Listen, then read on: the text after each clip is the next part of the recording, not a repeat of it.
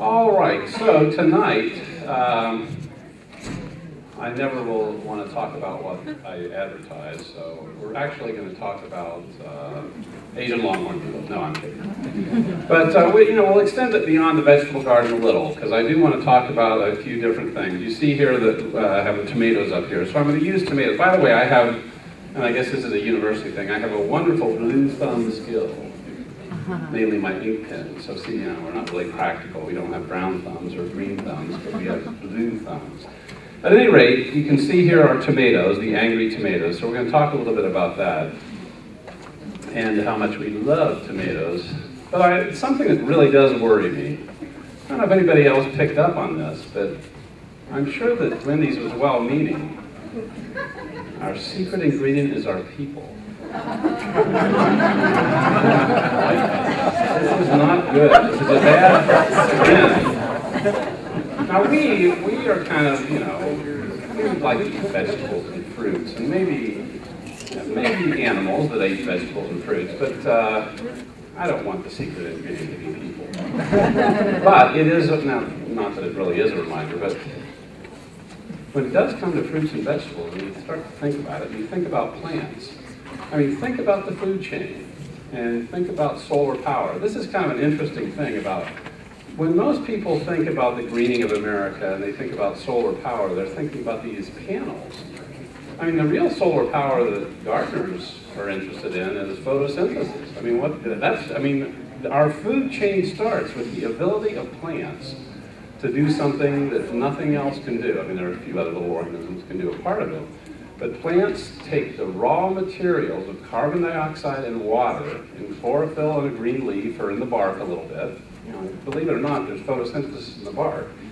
And converts those raw materials into energy, into a carbohydrate, into a sugar that fuels the plant cells and basically starts the food chain on Earth. Because animals eat plants. Or they eat animals that eat animals that eat animals that eat plants. Ultimately, the whole food chain starts with the plants being able to do something that nothing else can do, and that is convert those raw materials into energy. So it starts everything. So it's kind of neat to be involved with plants because of the, let's see if I can do this right, to be involved with plants, it doesn't work too well, because that really starts everything off. Okay, so here is a resource. So let's start with the resource. This is very confining to me, I have to admit. I am not used to this. In fact, I have this new thing. Does anybody have a jawbone? Yeah. They're really cool. They're little things that measure your steps that you take in a day. And then you plug it into your iPhone and it tells you how many steps you took. And I don't know how accurate it is, but it's really interesting. How many steps do you think that I take? And this was a thing I learned, at least according to this little thing here. How many steps do you think I usually take within a 1 hour talk? Well, about 2,500. And I had no idea, because I asked you, I said, do I walk around? And they said, yes, you're all over the place. I can imagine it, but I didn't realize it was that much. So it's kind of, these are kind of cool things. Tell you how many miles you walked in a day, how many steps, and theoretically how many calories you burn and all that stuff. So I am used to running around, so this is, I don't know how this is going to work out. But yeah, you have tethered me. I don't like it. All right. Okay, so here is a really good resource. About 20 years ago now, it was 1993, we started this Buckeye Yard and Garden Line electronic newsletter. And we realized at that time, now, that was kind of early on in the game of telephone conference calls and early on in the game of the internet and all that kind of stuff. So we thought it was highly innovative at the time. But we realized that during the growing season, about the time that we had something important to say about gardening problems, impatient downy mildew has become a major problem. Make sure that you clean them up at the end of the season and don't leave plant debris that's going to harbor the pathogen that's going to survive till the next season. Or, the armyworms are marching on Richland County, evacuate immediately. Those kinds of timed things. We realized that about the time we got the information out to people was about the time it didn't matter anymore. Because that was the old days, you could send newsletters. So we said, we got to have this electronic newsletter. So we started what we call the Beagle, Buckeye Yard and Garden Line. And this really is our best way to get timely information out during the growing season. So we have extension people from all over the state. Joe Boggs down in the Cincinnati area, Amy Stone over in Lucas County, Eric Draper up in Oshawa County, all around the state. And we talk about what we're seeing each week. Every Tuesday we have like a 2-hour conference call. And at the end of that we assign little topics. And so our goal is to have user-friendly little 2-paragraph brief items that would be helpful to master gardeners in extension offices, home gardeners, people that work in garden centers, landscapers. And so by Thursday of every week, that 2-hour conference call ends up as an electronic newsletter called the Buckeye Yard and Garden Line. You can get this as just an email attachment, which is just text, but the best way to get it is beagle.osu.edu, buckeyeyardandgardenline.osu.edu. It's just a free electronic newsletter that is a new one every Tuesday, starting in April. In walking distance, you know. And it's our latest information on the kind of stuff, for example, that we might talk about tonight. It pushes woody ornamentals and herbaceous ornamentals and turf, but there is fruit and vegetable stuff in there as well. And probably over the years, it's interesting. When I came into Extension 26 years ago in the county office in Summit County, we didn't hardly get many fruit and vegetable questions. I mean, everybody assumes that that's the case with gardening. The vast majority was really trees, shrubs, flowers, turf. I mean, the vast majority, and then then you might get a bunch of earwig calls or bedbug calls or something like that. But it wasn't that much on fruits and vegetables. And there's been a little bit of a transformation, especially in the last 10 years with local foods. Great increase in interest in fruits and vegetables. And you may be vegetable and fruit gardeners and have been all your life, but in an extension office, we've noticed a real uptick in edible aspects to gardening. As more and more people, I don't know if that's actually bared up by the facts, but as a lot of people at least get more intensely interested in growing their own vegetables. And so we're getting more calls in the office. But so probably on our Buckeye Yard and Garden Line, we once had a fruit and vegetable line and a yard and garden line. We kind of discontinued that, but we may include much more on fruits and vegetable gardening than we have in the past. So at any rate, this is a good, timely thing of things that are coming up. Varieties to plant, pests that are causing problems, how you need to manage the soil, all that kind of stuff. All right, so what are we going to discuss tonight? We're going to start off with a little thing that relates to every form of gardening known to man, and I'm going to share a poem to you that's talking about trees, but the reality of it is, what I really want to start is talking about is roots, because roots and soil and how critical they are to every form of gardening, and what the most important thing that you can possibly do, more important probably than anything else, although plant selection is obviously very important, but we're going to talk about the right thing to the root. We're also going to just use tomato as an example of the different kinds of ways that gardening can be a challenge and ways to help try to solve that in some cases, and in some cases things that you can't necessarily do anything about, but you need to know what's going on.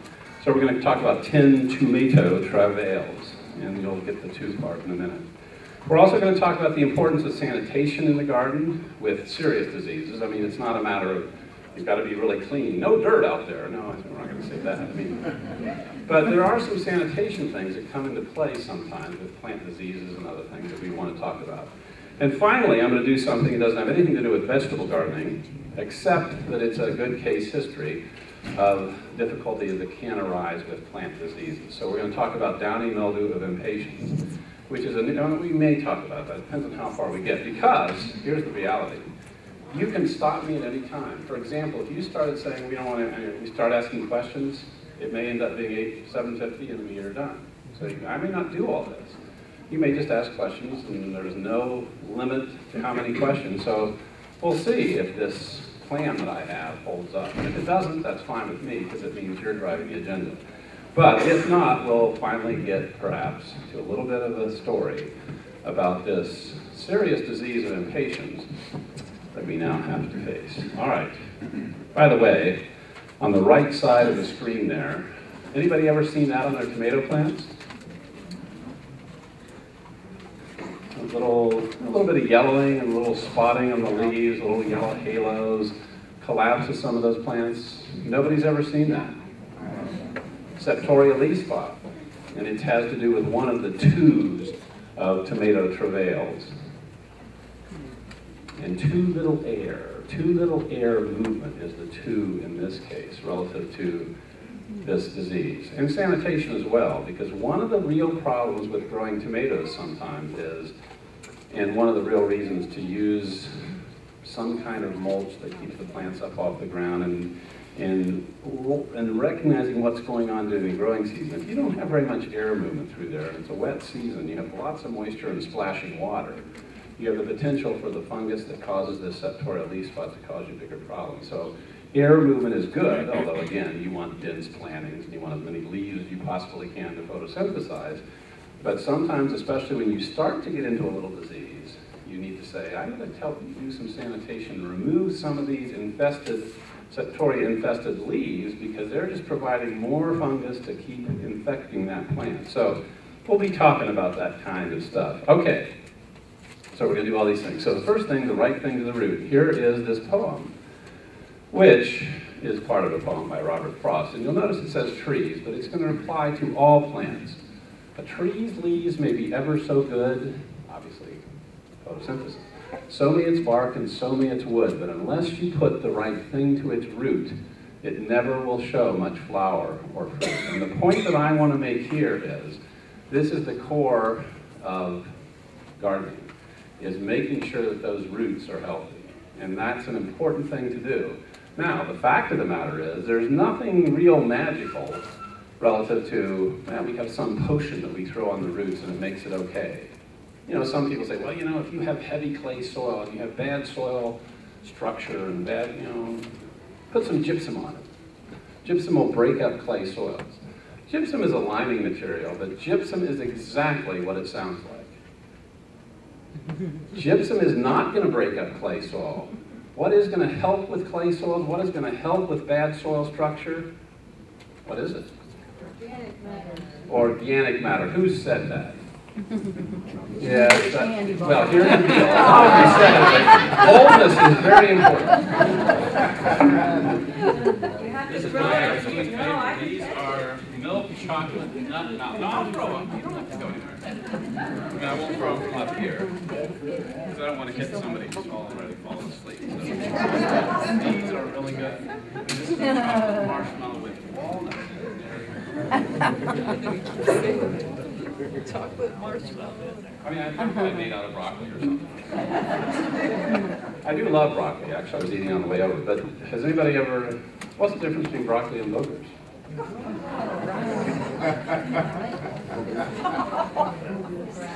There isn't any. Grows in the ground. What's another difference? The fundamental difference between broccoli, I do actually love broccoli, so broccoli growers in the crowd don't me. Kids won't eat, kids will eat. You know, I was going to say that.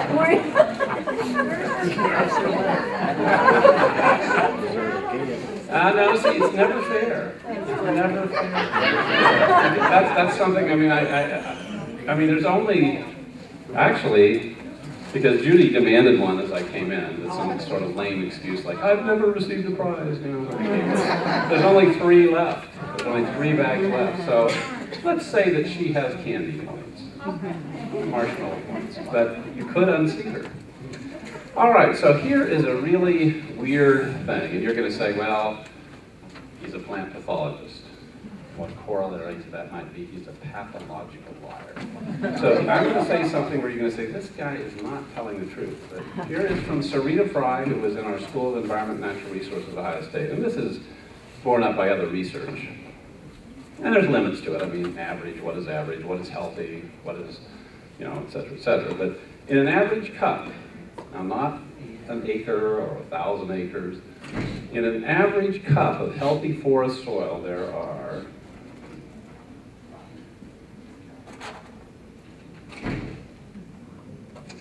all right, so I'm obviously lying. There's 200 billion bacteria in a cup. I mean, you don't think that's ridiculous.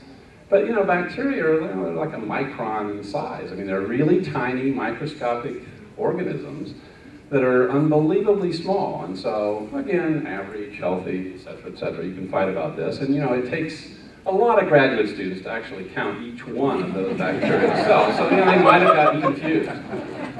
And then the one where you know I'm lying is where I say, or Sarita's lying, or somebody, 60 miles of fungal hyphae. Now again, not in an acre or 100 acres, in a cup. So there's 60 miles of something in a handful of soil.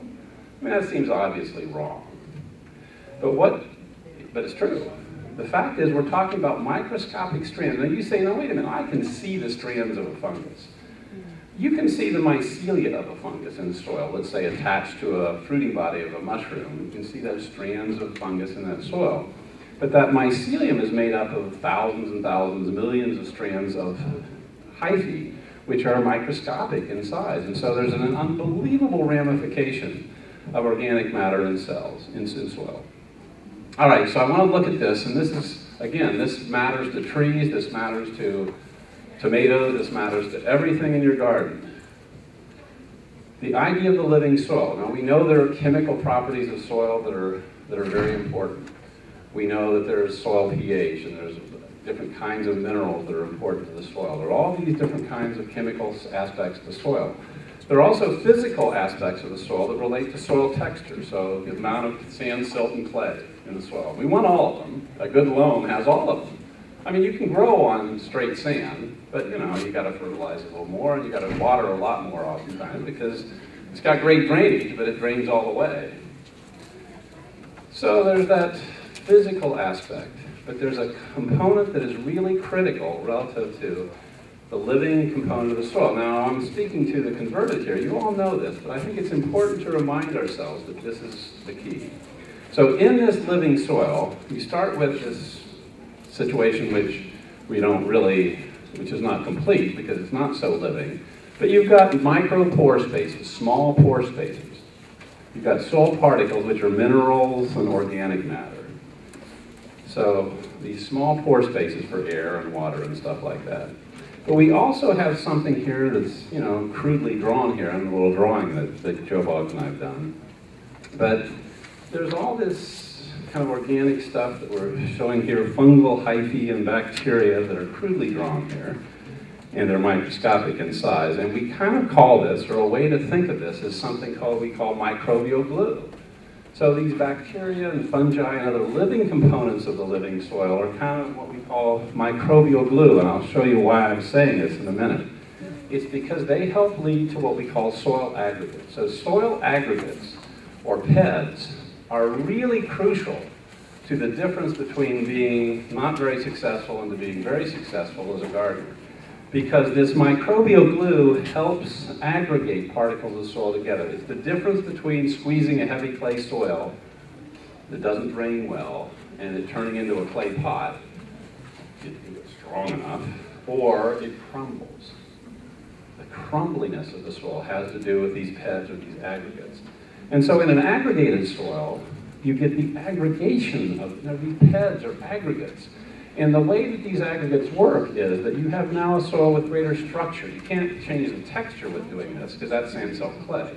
But the structure is really crucial. And so what happens is that these mineral and organic components all aggregate together into these little PEDs or aggregations. And the key thing here is that look at the air pore space, for example, between these aggregated PEDs in a crumbly soil. They're macropores, they're larger. Now you still have small pores, you still have micropores, but they're within the aggregates where these macropores are. So what you're really doing by adding organic matter to soil, by creating a soil that has adequate organic matter, is you're promoting aggregation, which results in producing a soil that has better air pore space because there are these aggregations that allow there to be bigger spaces between these PEDs, between the aggregates. And this allows for a much better environment for the roots of plants. So the take-home message is kind of, these soil aggregates are made up of loosely attached soil particles stuck together by microbial glue. All this billions of bacteria and these 60 miles of fungal hyphae. Microbial glue is that microorganism connection. Soil aggregates enhance soil structure by producing macropores. You increase microorganisms, you increase microbial glue, you increase soil aggregates, you increase macropores, you improve soil structure. And there's really, unfortunately, in a way, that's just the way that nature works, there's not really a lot of shortcuts to this. You can't throw some new microorganism into the soil and say, okay, this is going to change everything. You basically have to create an environment in which microorganisms thrive. And the basic way to create that environment for microorganisms to thrive is adding organic matter. It's not really as easy as just saying, we'll add this soil activator, or we'll add this particular kind of organism you can buy that it says there's millions and millions of, and remember, millions and millions of these bacteria in this jar. Well, you need more than millions and millions, and even if you had billions and billions, you don't really change that soil homeostasis much by adding this stuff in there. You can't just throw gypsum in there. You can't throw an activator in there. You basically have to add organic matter over time. You can do it all at once, it's just that we don't, it's hard to do that. We need organic matter. We have a great advantage in Ohio. Out I gave a talk in New Mexico recently. Their natural soil organic matter is about 0.5%. They can really, if they work hard at it over a long period of time, maybe get it up to 2%. What we'd like to see is 5%. We start with a much better average soil organic matter. You'd really like to get it up to about 5%. Okay, soil aggregates. You can improve soil structure, but there aren't any. I have a talk that I do called a chicken soup for the soil. You know, it might make us feel better to add these activators, or we're going to throw this in and it changes everything. They're going to ramify. You just have to add. You have to create a better environment. Add organic matter. That's really the key. So organic matters. Add organic matter. It increases the biological activity and diversity. It helps reduce soil-borne diseases. I'm going to use one example here of how this works. And so this is not a perfect way. I mean, you can't control all soil-borne diseases just by getting your organic matter where it needs to be. But it can be very helpful, especially if it's the right kind of organic matter. And so we'll talk about that a little bit. Decomposition is increased. Harmful substances are detoxified, not in a perfect magical way, but some of them are detoxified by the activity of these other microorganisms. Humus and other growth-promoting substances are produced, nutrients are released, aggregation is increased, pore structure is improved, improved tilt and storage, and you get healthier plants. Organic matters. It's not a matter of using organic fertilizer, organic pesticides. What we're talking here is organic matter.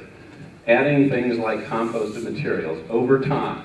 And it may take the rest of your life. I mean, you're all very young, so over the next 60 to 70 to 80 years, and a few of you, it's only 60 more years. But for the younger people in the audience, another 80 to 100 years of adding organic matter to the point where you get it just where it needs to be, where you can reach your hand down and it disappears. Instead of, you can't even get your thumb in. You get a brown thumb. You can't even get it into the ground because it's compacted, heavy clay soil. It doesn't have good soil structure. It doesn't have adequate organic matter. This is the biggest thing you can possibly do for plants. All right, just one quick example, and I don't want to belabor this, but there's a nice study done over at Ohio Agricultural Research Development Center in Worcester. Dan Herms has these nice little areas that he had these little microcosms, and he would add different treatments. So in some cases he used shredded wood, in some cases composted wood, and in some cases he didn't do any additions. He just had the native soil that was there, and then he had fertilizer treatments and all this sort of stuff, and his research was published and all this stuff. So he had these nice little plots.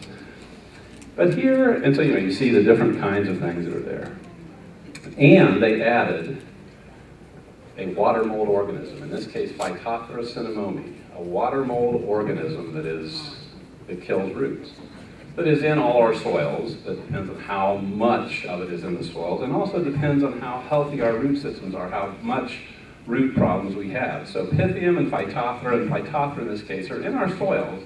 How bad it is depends on a lot of factors, including how wet it is that season, how well drained the soil is, how healthy our root system is overall, all those kind of things. So they added it. So it looks evil there, you can see. All right, so here's just a very simple graph of a study that Dan and his grad student John Lloyd did. And percent symptomatic plants. This relates to that thing that I said that you can actually help control soil-borne diseases by adding organic matter. So here we have the incidence of Phytophthora root rot. So the higher that bar, the greater the amount of Phytophthora root rot that's illustrated there on rhododendron. So they added the Phytophthora to them. They had these different treatments. They didn't do anything in one treatment, and that's the bare soil. They added ground wood that had not been composted. That's the other bar there. And they added composted yard waste. So look at what the results of this experiment illustrate. They were able to drastically reduce the amount of this infectious disease simply by adding organic matter to the soil. Not by using a fungicide. Fungicides can be useful, but boy, soil-borne fungicides in gardens, soil-borne fungi in gardens, you're not going to control them with fungicides. Fungicides can be useful in propagation for soil-borne pathogens, in propagation and soilless mixes and stuff, but in your garden, we can do some good control of foliar diseases. But if you get a root problem in your garden, to use a drench fungicide, it's just too big of a volume of soil. So you want to have plenty of organic matter in there to hope that this naturally begins to occur. Now notice that organic matter itself didn't solve the problem. Ground wood is organic matter. Composted organic matter really worked.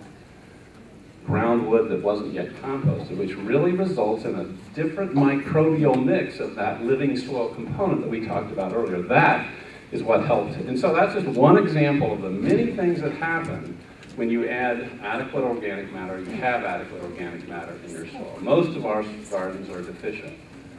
Keep working on it for the rest of your life to get that situation where you have plenty of organic matter. So, you want to see roots that look like this. You don't want to see roots that look like that, where you can slough them off and they're slimy because they have root rot disease because of a fungal organism that's attacking roots that are already doing poorly because they don't have enough oxygen. And then the water mold organisms are doing great. So it's a double whammy. Those water mold organisms are like little Dr. Trevorkians of the soil. Or Dr. Herborkians or whatever. All right, 10 tomato travails. So we're going to talk here about a few things. Now, I see a glare up here. Can't see the clock too much. What time? Oh, one right here. All right, so because of your persistent and incessant questioning, we're behind. But, so I never get through these things. But I just want to make a point here. 10 tomato travails. And really the reason I just want to make this point is just to recognize that with every plant, there are issues that can come into play relative to ways that your good plant can go bad.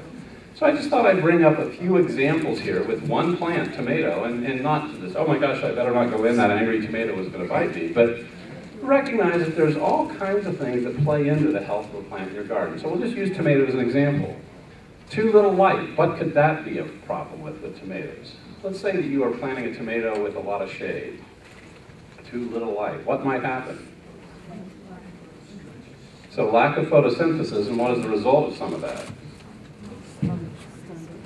Doesn't produce much food for the roots of the plants.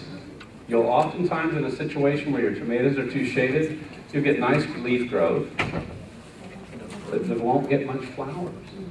So, since we don't eat tomato leaves, and in fact they're poisonous. You know, we always make fun of people that used to think that tomatoes were poisonous because they were in the Solanaceae, a family that has a lot of poisonous plants. You know, like nightshade and stuff like that. The reality of it is all of the parts of the tomato plant are poisonous, except the fruits. So, you know, just don't eat the leaves and the roots. I mean, you're probably not going to. The stems, you know, saute some stems of tomatoes. Don't do it.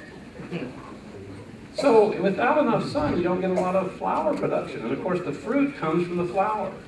You know, the fruit is the ovary of the flower, the female portion of the flower, that ripens around the fertilized eggs, which become seeds. In fact, that's why botanically tomatoes are fruits, because they're the ovary that ripened, you know, the ovary at the base of the flower, ripened around the fertilized eggs, and that's by definition botanically a fruit. Now we might have other reasons to call tomatoes a vegetable, but they're really fruits botanically. So the point is, you don't want to produce, I mean, you need leaves, and you need leaves to photosynthesize, but the fact is, without much sun, you don't get very much flower and fruit production, and that's not what you want when you're growing tomatoes.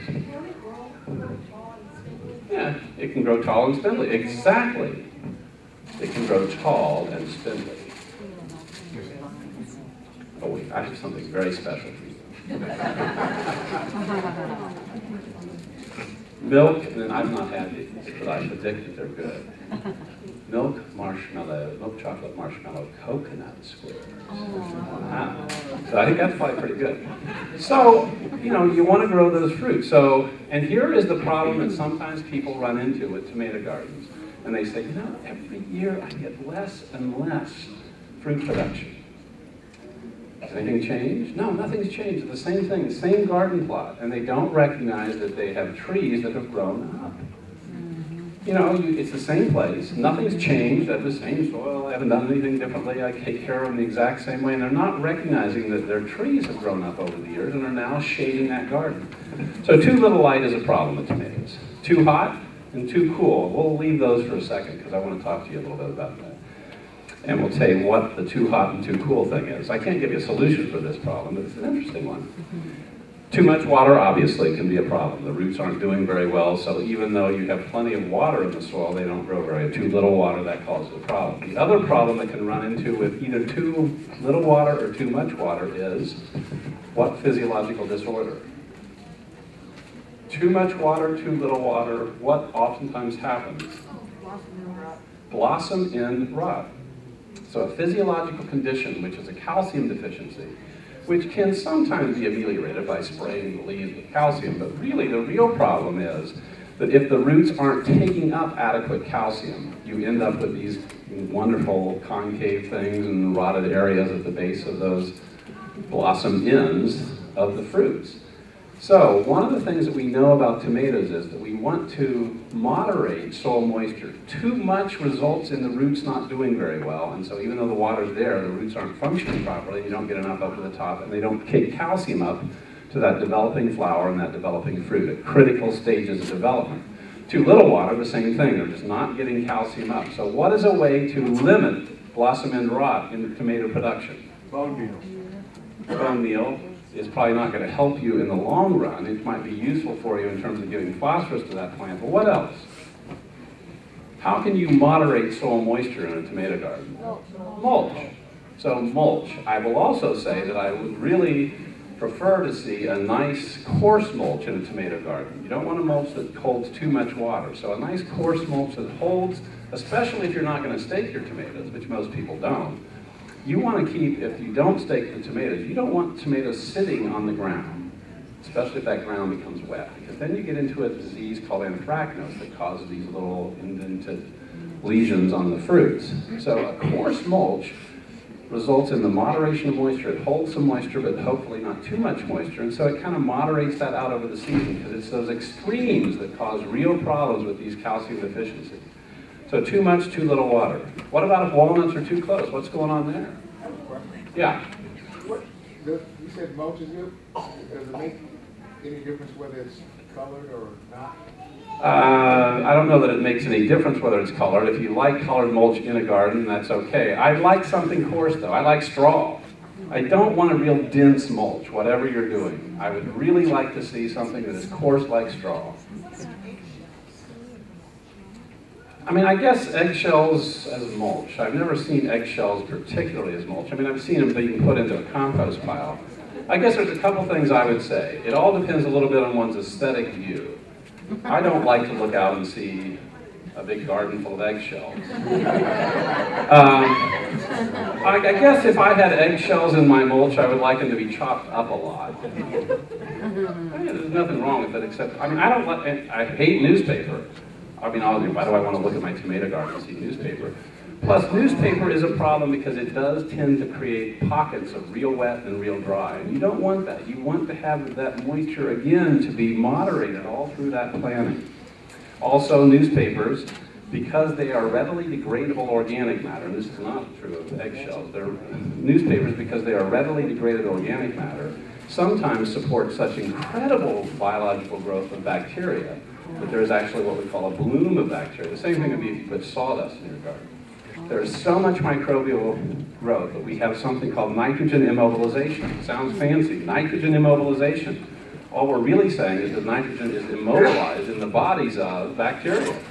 So sometimes these bacteria can kind of turn on us. They're using so much soil nitrogen that you have to either live with the plants not having enough nitrogen to function well and to grow well, or you have to add so much nitrogen. So, I mean, you can use various mulches. You want it to be coarse. And, you know, I mean, it seems to me, I mean, I don't know, how many tomatoes do you grow? So do you grow chicken? I mean, do you have a chicken farm? Seems like you got to have a lot of eggshells, but it depends on how many eggs you have, doesn't it? You eat a lot of eggs and you mix in with, you know, you put tomatoes and peppers in with them, so it all works together as a combined system. But it seems like that would be that seems harder to me than straw. It is recycling eggshells, and I would put them in compost myself. But everybody has their own approach to gardening. Okay, if you compost it, I'm more interested in once it's compost, but nothing wrong. Well, what about walnuts too close? What's going on? I mean, you're stopping me. You're stopping me from my plan. I must go on with my plan. You can't have anything to say. I'm teasing. Let's take the questions instead of having me go on. Jugalone and its phytotoxicity, they're killing all the plants around. That's right. Not all the plants, but there is chemical warfare between plants. So walnuts produce a chemical that damages a lot of plants. Tomatoes are one of the most susceptible. So it produces a chemical that is killing the roots of tomato plants. It's fascinating. It's an interesting thing. Now, there's other questions here, though. I was just curious about any other coarse mulches. Would you use pine needles or? Pine needles can oftentimes mat up and cause a problem if they're matting. So I don't like them particularly, although they're okay to add to a compost pile. Oh, okay. Oh, what about other nut trees like a hickory tree? We do not have juglone produced by hickory trees. So it's actually all parts of the black walnut or Juglans nigra have this. And so some people think it's just the roots of the plant, the husk, the leaves and everything, but the roots are the main problem. You might have a walnut 40 feet from a tomato garden. It's a big walnut. Those roots are going over in there, so and they release this toxin. So English walnut, there is some juglone produced. There is not, hickories do not have toxic allelochemicals like walnuts do that damage other plants. Yes? I hate red plastic mulch. I hate any mulch that allows for situations where there are big pockets of lots of moisture and pockets of really dry. And that's a tendency that you have with anything, especially if you use sheets of plastic. That would be significant problems to me. Some people love it. Mulch leaves match and mulch? They can. I would mix mulched leaves with other stuff, or I would wait until the mulched leaves were compost, and so they're really broken up into soil-like material. But there's nothing wrong with mulched leaves as long as you don't have a situation where you're noticing that there isn't much water penetration or there's too much water holding capacity. Yes? Is bitternut really close to the walnut, this black walnut? No, so the walnuts we're talking about are in the genus Juglans, and so they might imagine why they call the chemical juglone. So hickories are in the genus Carya, C-A-R-Y-A. So bitternuts or hickories, they do not produce allelochemicals. By the way, Carya illinoisensis is the pecan. So pecans, you think Georgia. Pecans originated kind of in that lower Illinois River Valley and such, or Ohio River Valley. Yes? Someone was asking me about rotation the other day. Could you explain what that is? So crop rotation comes into play here where I say too much VF. What does VF stand for? Oh wait, there's nothing left. Oh, there's only one left. So this is Verticillium and Fusarium wilson. so verticillium and fusarium. So who said that? So you are now competing with you who had those candy points earlier. So you must do something to separate yourself out. So verticillium, for example, and fusarium are fungi that get into the roots of plants. They're soil-borne fungi that get in and they plug up the conducting system of a plant. Remember, the xylem is taking water and minerals to the top, and the phloem is bringing food down from the leaves. The only way food can ever get to the roots, when I say food, energy source. The only way the energy source, carbohydrate produced in the leaves, can get to the roots is through phloem down through the stem and into the roots of the plant. So this conducting system is crucial for this plant in terms of moving things around. Verticillium and fusarium are soil-borne fungi that get in through the root system and then plug up the conducting system of the plant. So if you have that and you don't, I mean, there's some other alternatives. You can get VF hybrid tomatoes that have resistance genetically to it. But if you have a major problem with verticillium and fusarium and you want to use an old heirloom tomato that doesn't have good VF hybrid, doesn't have good VF resistance genetically, then rotate away from a plant that gets verticillium or fusarium. So rotation is a problem. If you run into a problem where you have a disease or a problem that occurs year after year after year, and you say, I think I'll plant something that isn't susceptible to this disease for a while in this spot. So that's what crop rotation, one of the things that crop rotation can be all about is trying to remove the fact of the fungus or the pathogen building up to such high concentrations. I see that I have 200 minutes left. All right, so let's just really quickly, walnuts too close, too much electricity. It's a fascinating thing. We won't get to the pictures. It's really cool. You can go into a field of tomatoes, like processing tomatoes. This is a weird thing, I admit. But when lightning strikes in the field, it'll wipe out all the tomatoes in a big circle. Now, this isn't going to happen in your garden, but it's kind of cool. And if you look inside the stem, what happens is the pith is blown apart. You'll just see how the electricity destroyed the stem. So it's kind of interesting. Too much soil. I wonder what I meant by that. Too little air. Now, that was the septoria thing. What did I mean by too much soil? Too much soil? I mean, we're not really worried so much about, I don't know why I said that. I did have a reason. All right, so there's lots of different things that can happen. So you always have to think about what is it that the plant's doing. Okay, oh yes, one thing I do want to do, because this is fun, and then I'll be done. Can I go to like 7 fill? All right, so here is, different things that tells will. But here is a story that I think is really interesting. You know, remember there is a saying, Naturum expellis fucut tamen usque recurrat. What does it mean? This is a tiebreaker. Naturum expellis fucut tamen usque recurrat. If you're a Latin teacher, I admit that I don't know how to pronounce it. Naturum expellis fucut tamen usque recurrat. Weakness out reoccurs regularly. You can drive out nature with a pitchfork, but she always returns. So sometimes our horticultural efforts, our nurture doesn't overcome nature. And here's an example of it. There's not much you can do about this, but it really helps us. Again, we have to always think about how the plant works. So here is a flower of a tomato over here. And if you'll notice, there's an interesting thing. I'm going to shout. So if you look up here at this flower, something is interesting. Tomatoes are basically, we can get higher pollination with tomatoes with insects. We really probably, in most cases, like if you greenhouse tomato production, modern day, they're bringing in special colonies of bees and those sort of things. In reality, a lot of the pollination for tomatoes occurs as what we call gravity pollination.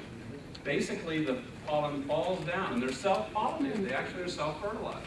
Now, it might not be the best evolutionary strategy 200 million years down the road, but it's working very well for them. So they're gravity pollinated. And one of the ways that gravity pollination occurs is that the stamens that have the pollen, the male portion of the flower, actually grows above, actually makes a little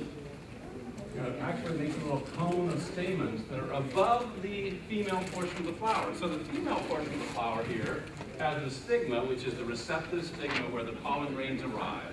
And the pollen grains, of course, when they germinate, they create a tube that actually delivers the sperm nuclei from the pollen to the ovaries and fertilizes those eggs. It's really a fascinating thing. If you don't take master gardening, you should. Because it's really fun to talk about this whole thing, the double fertilization and all this stuff. But at any rate, this pollen tube delivers the sperm nuclei to the unfertilized egg, and then you get a zygote and seeds and then ovary ripening around. It's really a cool thing. But here's the deal. Typically with tomatoes, that pollination occurs, instead of the birds and the bees, actually just falls down. So here's an interesting thing relative to, remember I said a problem with tomatoes can be, and you'll have noticed this if you grow tomatoes long enough, if you have a really hot period, a week of 90s and 95s, or if you have a really cool period, maybe a week of temperatures kind of really get down, maybe their highs only between 65 and 70. In either of those two cases, for during the period when you have flowers being produced and you're hoping to get the setting of the fruit, and you're saying, well, I want to get good tomato set this year, you'll notice that those real hot periods and those real cool periods get in the way of getting good fruit set on tomatoes. And it's a really neat thing that's going on relative to the botany of the plant. Because what happens if it's really hot for a period of time during that critical period? The style, which has the stigma at the end of it, grows too long. It grows up above the stamen, so this little cone of stamens that are going to deliver this gravity pollination the style, the female portion is growing up above it and escaping gravity pollination. I mean, it's still possible with wind to get some, but the general amount of actual pollination where the pollen is going to deliver the sperm nuclei to the ovaries is really cut down on if it's really hot, because this style grows out this far, and it is, and so, you know, gravity, you want the pollen to be above. So really hot weather interferes with pollination, interferes with fertilization, interferes with fruit set. You don't get that many tomatoes. But guess what happens if it's too cool? If it's too cool, the stamens are up above the style just like they should be, and gravity pollination occurs. So the pollen grains land on the stigma. The receptive stigma is receiving that pollen grain. And so then they germinate, and the pollen tube develops. I mean, it's really kind of a neat thing with the pollen tube. This little thing grows down the style. It's pretty neat. So the pollen tubes are growing and delivering the sperm nucleus. And it's not very warm. It's not very warm. And they run out of plants. They don't make it. They don't deliver the sperm nucleus to the unfertilized ovules. And so you don't get fertilization. You get poor fruit set. So my point is, it's kind of neat to understand how plants work, what the basic botany is, and that's why when you have really hot or really cold periods during the summer, during that period when you want fruit set to occur on tomatoes, you end up with, I didn't get many tomatoes this year. That's why. So, I know that we don't have much time left, and there's another talk that's even much better coming on. It's too little light, too hot, too cold, too much water, too little water, long and too close, too much electricity, too much verticillium and fusarium. I have no idea what too much soil I meant to talk about, but I had a plan. And too little air, so not good air. So there's lots of different things that can happen. There's some of them we can do things about, there's some of them we can't. But if I have one message, we didn't get to a few things here. One measure of nurture to help these plants produce better, add organic. All right.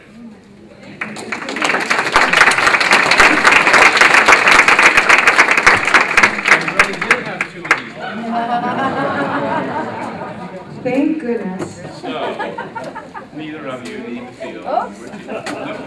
They are really good. And I'm happy to say, thank you, John, and Blue Thumbs, thank you. I'm very happy to say that Jim has agreed to stay around for a little while. We have an expert table right out the back door, door A, if you will, and I believe some of our master gardeners will join in case there's a rush at the line. But please bring your questions to Jim, and it'd be hard to stump this guy. So thank you again, Jim. I know less than 1% of what there is to know about plants, so it'll be easy to stump him. Don't buy that. No one masters gardening.